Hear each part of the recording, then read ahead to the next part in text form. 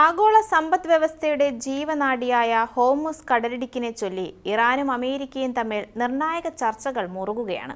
അതിനിടയിൽ ഇറാന്റെ ഭാഗത്തു നിന്നുണ്ടായ ഏറ്റവും പ്രധാനപ്പെട്ട പുതിയ മാറ്റങ്ങളിലൊന്നാണ് ഇപ്പോൾ ലോകശ്രദ്ധ നേടിയത്.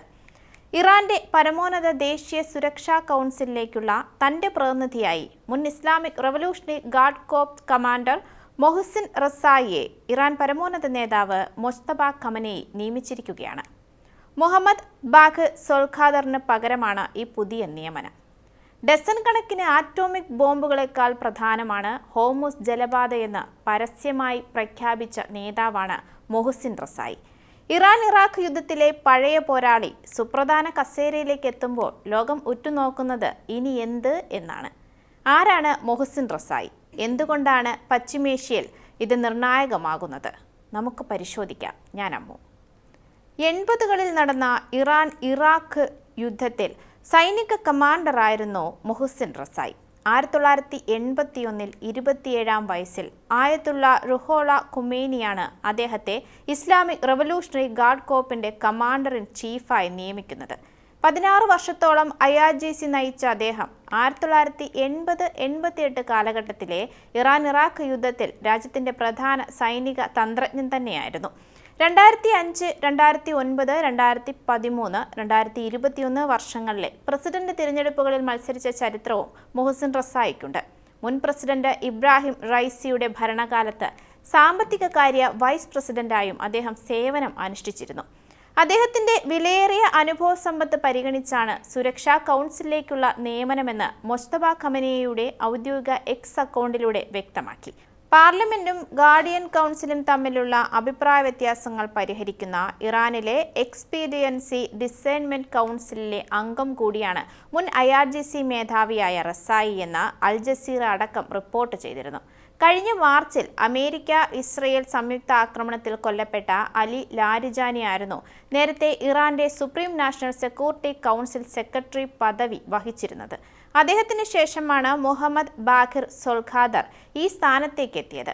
ഇപ്പോഴത് മൊഹ്സിൻ റസായിലേക്ക് എത്തിയിരിക്കുകയാണ്. ഇറാന്റെ പ്രതിരോധം, സുരക്ഷ, വിദേശനയം തുടങ്ങിയ വിഷയങ്ങളിൽ സുപ്രധാന ഏകോപന ചുമതലയുള്ള സംവിധാനമാണ് സുപ്രീം നാഷണൽ സെക്യൂരിറ്റി കൗൺസിൽ. അതിനാൽ ഈ നിയമനം ഭരണപരമായ മാറ്റമായി മാത്രം കാണാനാകില്ല. അമേരിക്കയുമായുള്ള ബന്ധത്തിലും ദേശീയ സുരക്ഷാ വിഷയങ്ങളിലും കടുത്ത നിലപാടുകളാണ് റസായിക്കുള്ളത്.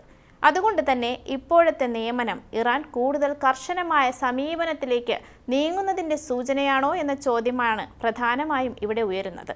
അതേസമയം സുരക്ഷാ കൗൺസിൽ പ്രതിനിധി സ്ഥാനത്ത് നിന്ന് മാറ്റിയ മുഹമ്മദ് ബാഖിർ സോൾഖാദറിനെ തന്റെ രാഷ്ട്രീയ ഉപദേഷ്ടാവായി മൊജ്തബ ഖമനേയി നിയമിച്ചു. ഇതിനായി പുറത്തിറക്കിയ പ്രത്യേക ഉത്തരവിൽ സോൾഖാദറിന്റെ സേവനങ്ങളെ അദ്ദേഹം പ്രശംസിക്കുകയും ചെയ്തു. തന്റെ ഔദ്യോഗിക കാലയളവിൽ അദ്ദേഹം നടത്തിയ രാപ്പകൽ അധ്വാനങ്ങളെ അഭിനന്ദിക്കുന്നതായും ഖമനേയി വ്യക്തമാക്കി. അമേരിക്ക-ഇറാൻ സംഘർഷത്തിന്റെ ഏറ്റവും നിർണായക കേന്ദ്രമായി തുടരുകയാണ് ഹോർമുസ് കടലിടുക്ക്. ഇറാനുമേലുള്ള ഉപരോധം കർശനമാക്കുന്നതിന്റെ ഭാഗമായി ഹോർമുസ് കടലിടുക്കിൽ 20-ലധികം യുദ്ധക്കപ്പലുകൾ അമേരിക്ക വിന്യസിച്ചു എന്ന വാർത്തകൾ ഇപ്പോൾ ആശങ്ക തരുന്നത് തന്നെയാണ്.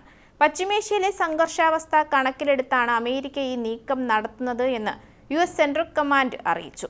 US നേവിയുടെ ഡിസ്ട്രോയർ കപ്പലായ USS റോസ് ഉൾപ്പെടെയുള്ളവ മേഖലയിൽ വിന്യസിച്ചിട്ടുണ്ട്.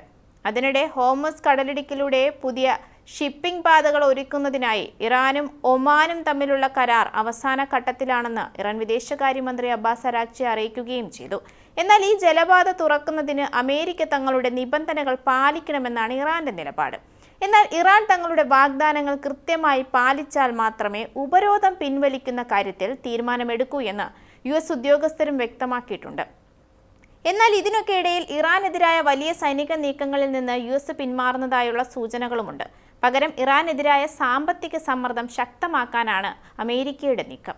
ഇറാന്റെ സമ്പദ് വ്യവസ്ഥയ്ക്ക് നേരത്തെ തന്നെ ഉപരോധങ്ങളും യുദ്ധച്ചെലവുകളും സമ്മർദ്ദം സൃഷ്ടിക്കുന്നുണ്ട്. എന്നാൽ സാമ്പത്തിക പ്രതിസന്ധി മാത്രം ഇറാനെ അമേരിക്കൻ നിബന്ധനകൾ അംഗീകരിക്കാൻ നിർബന്ധിതരാക്കുമോ എന്നത് ഇപ്പോഴും വ്യക്തമല്ല. കാരണം ഇറാന്റെ സുരക്ഷാ രാഷ്ട്രീയ നേതൃത്വം ഈ സംഘർഷത്തെ ദേശീയ പരമാധികാരത്തിന്റെ വിഷയമായും കാണുന്നുണ്ട്. അതുകൊണ്ട് തന്നെ സാമ്പത്തിക ബുദ്ധിമുട്ടുകൾ വർദ്ധിപ്പിച്ചാലും ഇറാൻ ഉടൻ വഴങ്ങാൻ സാധ്യതയുമില്ല. കൂടാതെ സാമ്പത്തിക സമ്മർദ്ദം വർദ്ധിക്കുമ്പോൾ ഹോർമുസ് പോലുള്ള തന്ത്രപ്രധാന മേഖലകളെ കൂടുതൽ ശക്തമായി ഉപയോഗിച്ച് സമ്മർദ്ദം തിരിച്ചു നൽകാനും ഇറാൻ ശ്രമിച്ചേക്കുമെന്നത് മറ്റൊരു വാസ്തവം. ഇതിനിടയിൽ വിസ്മരിക്കാനാകാത്ത കാര്യം അമേരിക്കയുടെ സാമ്പത്തിക സ്ഥിതിയാണ്. ഇറാനെതിരായ യുദ്ധം അമേരിക്കയ്ക്കും വലിയ സൈനിക ചെലവാണ് സൃഷ്ടിക്കുന്നത്. പ്രത്യേകിച്ച് മിസൈൽ പ്രതിരോധ സംവിധാനങ്ങളിലെ ശേഖരം കുറയുന്നതിനെക്കുറിച്ച് ആശങ്ക ഉയർന്നിട്ടുണ്ട്. US പ്രതിരോധ വകുപ്പ് ആയുധ നിർമ്മാണ കമ്പനികളോട് ഉൽപ്പാദനം വർദ്ധിപ്പിക്കാനും ശേഷി വർദ്ധിപ്പിക്കുന്നതിനുമുള്ള പദ്ധതികൾ സമർപ്പിക്കാനും ആവശ്യപ്പെട്ടിട്ടുണ്ട്. പെന്റഗണിന്റെ നീക്കം യുദ്ധത്തിനിടെ അമേരിക്ക ഉപയോഗിച്ചുകൊണ്ടിരിക്കുന്ന ആയുധങ്ങളുടെ അളവിനെക്കുറിച്ചുള്ള ആശങ്ക വ്യക്തമാക്കുന്നുമുണ്ട്. ഇതുകൊണ്ടെല്ലാം തന്നെ ഇറാന്റെ നേതൃമാറ്റങ്ങൾ വളരെ സൂക്ഷ്മമായാണ് നിരീക്ഷിക്കപ്പെടുന്നത്. ഹോർമുസ് കടലിടുക്കിലെ എണ്ണക്കപ്പലുകളുടെ ഗതി മാത്രമല്ല, വരും ദിവസങ്ങളിൽ പശ്ചിമേഷ്യയുടെ ഭൂപടം തന്നെ മാറ്റിമറിക്കാൻ പോകുന്ന തീരുമാനങ്ങളാണോ ഇനി കാണേണ്ടി വരിക എന്നാണ് നിരീക്ഷകർ ഉറ്റുനോക്കുന്നത്. US-ന്റെ ഉപരോധ ഭീഷണികൾക്കും അന്താരാഷ്ട്ര സമ്മർദ്ദങ്ങൾക്കും മുന്നിൽ ഇറാൻ വഴങ്ങുമോ, അതോ റസായിയുടെ കടുപ്പമേറിയ നയങ്ങൾക്ക് മുന്നിൽ ലോകശക്തികൾക്ക് പിന്മാറേണ്ടി വരുമോ? ഇതെല്ലാം ഇനി കാത്തിരുന്നു തന്നെ കാണേണ്ടി വരും.